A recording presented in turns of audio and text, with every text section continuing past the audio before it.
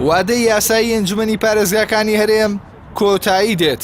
تا ئێستاش حکوومەتی هەرێم هیچ وادەیەکی بۆ ئەنجامدانی هەڵبژاردن دیاری نەکردووە.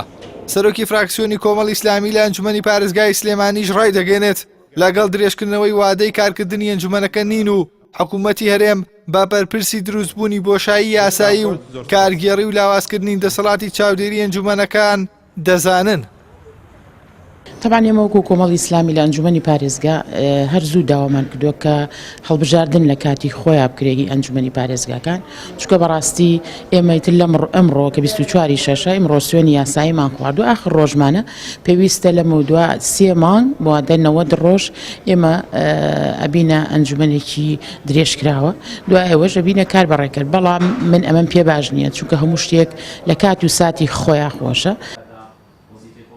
جێگری سەرۆکی ئەنجومەنی پارێزگای سلێمانی لەگەڵ درێژکردنەوەی وادەی ئەنجومەنەکە نییە و دەڵێت وەک ئەنجومەن پێشتر حکوومەتیان ئاگادار کردووەتەوە و پێشنیاری ئەنجامدانی هەڵبژاردنیان خسۆتە ڕوو، بەڵام حکوومەت وەڵامی نەداونەتەوە و ئاشکراشی دەکات یەکێتی و پارتی بەرپرسیارن لا بەڕێوە نەچوونی هەڵبژاردنی ئەنجومەنی پارێزگاکان.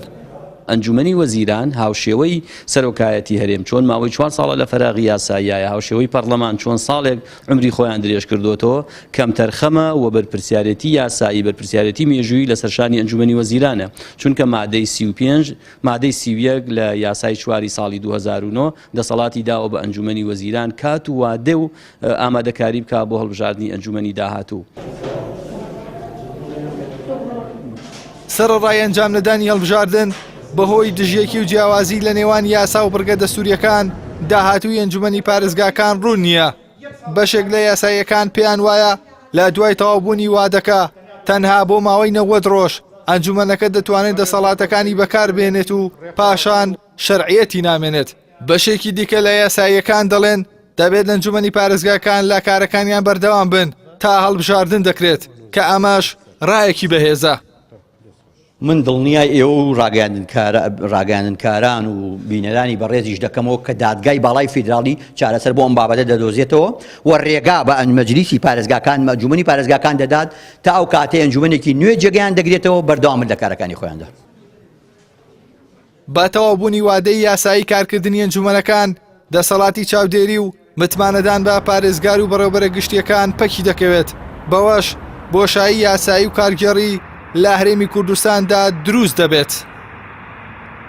هاوشێوەی سەرۆکایەتی هەرێم و پەرلەمانی کوردستان وادەی یاسایی کارکردنی ئەنجومەنی پارێزگاکانی هەرێم کۆتایی هاتووە.